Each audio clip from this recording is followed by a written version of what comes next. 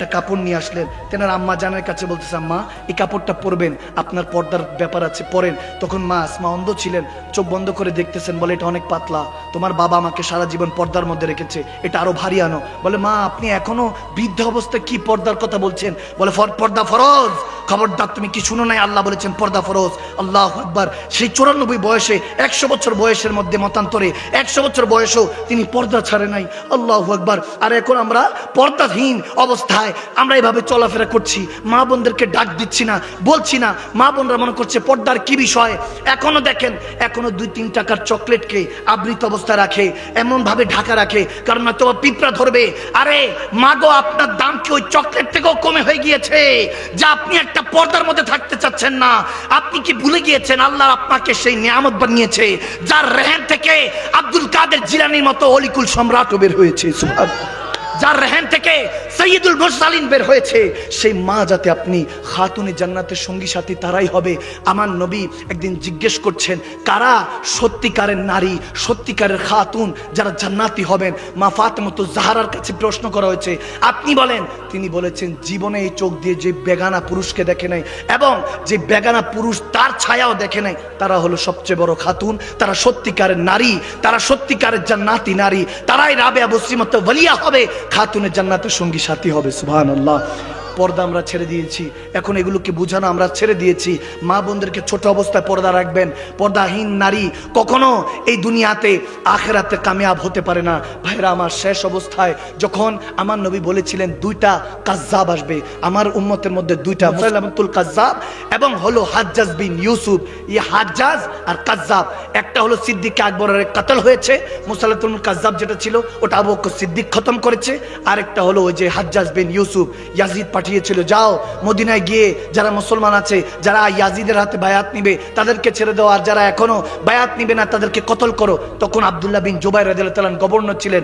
শেষ কারবালার প্রান্তরের পরের কথা বলছি ভাইয়েরা আমার, যখন আব্দুল্লাহ বিন জুবাইর রাদিয়াল্লাহু তাআলা মা আসমার কাছে আসলেন, পর্দার হিসাবটা বুঝে গেলেন।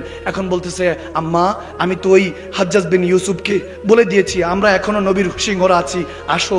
এখন আমি তো একা পড়ে গিয়েছি, আর তো কেউ নাই, সব ঘরে নিয়ে গিয়েছে সন্তানদেরকে মা বোনরা, যে তোমরা তাড়াতাড়ি ভিতর লুকাও। ওই হাজ্জাজ বিন ইউসুফ আসতেছে, সে নাকি এমন ভাবে কাতল করে, পিস পিস টুকরা টুকরা করে ফেলে, এরপরে নাকি আগুনের মধ্যে নিক্ষিপ্ত করে, এমন মর্মান্তিক ভাবে তাদেরকে জখম দিয়ে হত্যা করে।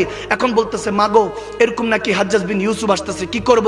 তখন আম্মা জান আসমা সিদ্দিকা রাদিয়াল্লাহু তাআলা আনহা, সিদ্দিক আকবরের দ্বিতীয় শাহজাদি, আমার নবী যাকে দেখে দোয়া করেছিলেন সিদ্দিক আকবরের খানদানের জন্য, আল্লাহু আকবার, আল্লাহু আকবার, আল্লাহু আকবার, তিনি শিখাচ্ছেন অন্ধ মহিলা অবস্থায়, যিনি অন্ধ খাতুন, মা শিখাচ্ছে ছেলেকে, খবরদার আব্দুল্লাহ, তোমাকে যাতে ময়দান থেকে ভেগে আসতে না শুনি, যে আব্দুল্লাহ ময়দান থেকে ভেগে এসেছে, যার বাবা ছিল আশারে মুবাশশারের একজন, যার নানা ছিলেন সিদ্দিক আকবর প্রথম খলিফা আমার নবীর, যার খানদাল হলো নবীজির সাথে মিলে নবীজির ফুপির বংশধর, যার খালা হলেন মা আয়েশা সিদ্দিকা রাদিয়াল্লাহু তাআলা আনহা আমার নবীর স্ত্রী, যার মা হলো আসমা বিনতে আবু বকর জানার জন্য হুজুর স্বয়ং গারে সুরের মধ্যে দোয়া করেছেন, খবরদার আব্দুল্লাহ ওখান থেকে যাতে তুমি শহীদ হয়ে কেটে মরে যেও, কিন্তু ওখান থেকে আসবা না। মার কথা শুনে স্পিড পেলেন, দাঁড়িয়ে গেলেন, বলেন আম্মা একা হলে একাই যাচ্ছি, দোয়া করো, কিন্তু মা আমার লাশটাও মনে তুমি দেখতে পারবা না, মাগো আমাকে মনে হয় টুকরো টুকরো করে ফেলবে। এই হাজ্জাজ বিন ইউসুফ নাকি এত কষ্ট দিয়ে ইন্তেকাল করে, মেরে ফেলে যে কোনো খবরই থাকে না, টুকরো টুকরো করে ফেলবে। মা তুমি আমার জন্য দোয়া করো যাতে তোমার সন্তান তোমার নবীর আল্লাহর দ্বীনকে জমিনে কায়েম করতে পারে, শহীদ হয়ে যাতে এই ইসলামের জন্য রক্ত দিয়ে আবার ধৌত করতে পারে। মদিনার দায়িত্বে আছি, মাগো দোয়া করো। ওদিন মা আসমা আবার বলছে, বেটা খবরদার ঘাবড়াবি না, তুই কি শুনিস নাই আমার হুজুর বলেছে বকরিকে যখন পশুকে আমরা জবাই করি ওই 8-10 সেকেন্ডই কষ্ট পায়, এরপর বকরি থেকে চামড়া খুলে ফেল, টুকরো টুকরো করে রান্না কর। বকরি টের পায় না, কারণ রু আগেই আল্লাহর কাছে চলে যায়।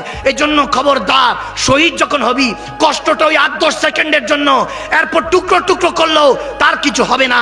দেখা গিয়েছে যখন এভাবে বের হয়েছেন আব্দুল্লাহ বিন জুবাইর, 10-12 জন বলতেছে, মা আসমার ঘরে কি সিংহ পয়দা হয়েছে নাকি? আমাদেরও আছে, যাও তুমি যাও। কেউ কারো স্বামীকে সন্তানকে আগিয়ে দিয়েছে। 10-12 জন, 10,000 লাশকার হাজ্জাজ বিন ইউসুফ নিয়ে এসেছিল, কিন্তু 10,000-এর মধ্যে 7,000-কে নাকি ওই আব্দুল্লাহ বিন জুবাইর একাই কাতল করেছে। সুবহানাল্লাহ, একাই সাইজ করে দিয়েছে। এরপরে শাহাদাতের জাম পান করতে বড় হয়েছে, দেখা গিয়েছে 2-4টা 5টাই যখন তীর এসেছে ঠাস ঠাস করে তীরগুলি বুকে লেগেছে, তখন বলতেছে ইয়া রাসূলুল্লাহ এতটুকুই শক্তি ছিল, নয়তো আরো থাকতাম আরো লড়তাম। দেখা গিয়েছে তেনাকে শহীদ করার পর গলার মধ্যে রশি পেঁচিয়ে মদিনার গেটের মধ্যে টাঙিয়ে দিয়েছে। 4 দিন পর্যন্ত ভাইয়ের আবার লাশটা ঝুলতেছিল। যাকে দেখে আমাদের মুসলমানদের ঈমান এসেছিল, যেই আমার নবীর শানে যখন কাফেররা কষ্ট দিচ্ছিল, এই সে আব্দুল্লাহ ইবনে জুবায়ের ঝুলে আছে, যিনি প্রথম মুসলমান আওলাদ, পুরুষ হয়ে জন্ম নিয়ে মুসলমানদের ঈমানের মধ্যে বরকত বাড়িয়েছিলেন, তিনি ঝুলে আছে। সবাই তাকিয়ে দেখছে, ভিড় হয়ে গিয়েছে। আব্দুল্লাহ বিন ওমর রাদিয়াল্লাহু তাআলা আমার হযরত ওমরের বড় সাহেবজাদা, তিনি ওই সামনে গেলেন, গিয়ে দেখে বলতেছেন দেখো আমার নবী শানওয়ালা এখনো উপরের মধ্যে শান নিয়ে আছে। দেখো 4 দিন পর তো পচা গন্ধ বাড়ার কথা, এখনো খুশবু নেওয়ার জন্য সবাই দাঁড়িয়ে আছে, যে মেশক আম্বরের খুশবু আসতেছে। ওই লাশ মোবারক ওই জিসম থেকে আসবে না কেন? কারণ তার প্রথম লুকমা তো আমার নবী জুবান থেকে নিয়েছিল। সুবহানাল্লাহ। সে লোকমা দুনিয়ার কোনো কিছু থেকে আসে নাই, ওই জুবানে মুস্তাফা থেকে তার লোকমা পড়েছে। জিসমে পাক থেকে মেশক আম্বর আসতেছে, যাদের ক্ষেত্রে লাকাদ রাদিয়াল্লাহু আনিল মুমিনিনা ইয ইউবাইনাকা তাহতা শাজার, আল্লাহ যাদের উপর রাজি তারা কিভাবে শয়তান তাদেরকে পরাস্ত করবে। ওইদিন আম্মা জান মা আসমার কাছে হাজ্জাজ বিন ইউসুফ আসলো, এসে বলতেছে দেখো তোমার ছেলেকে টাঙিয়ে দিয়েছি, 4 দিন ধরে লাশ ঝুলতেছে।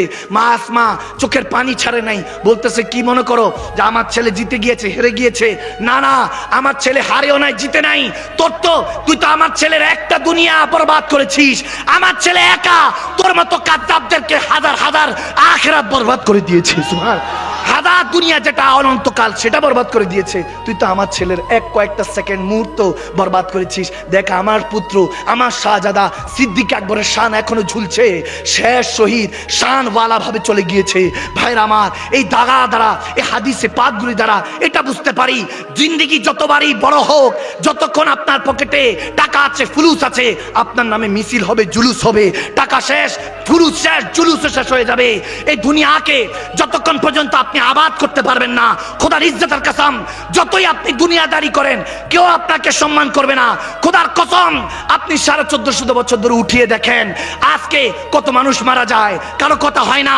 1450 বছর ধরেও আবু বকর, ওমর, ওসমান, হায়দারের কথা কোথাও না কোথাও গলিতে গলিতে চলছে। কেন? তারা আল্লাহ রাসূলকে মেনেছে, বিলিসান নয় তাসদিকু বিল কলব, অন্তর থেকে মেনেছে। যারা অন্তর থেকে মানে তারা মরেও জিন্দা থাকে, চোখ বন্ধ থাকে কিন্তু আরশে মুআল্লা দেখতে পায়। সুবহান আল্লাহ।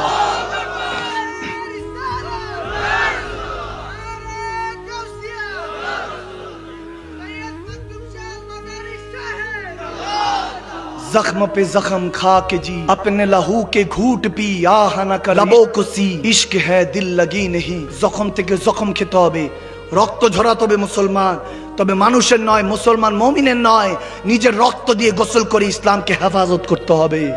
এখন সময় হয়েছে হেফাজত করার জন্য, এখন সময় হয়েছে আবার মাহাদি আলাইহিস সালামের অপেক্ষাকে নিজের ভিতরের মধ্যে ধারণ করার। নাম এখনো সময় আছে।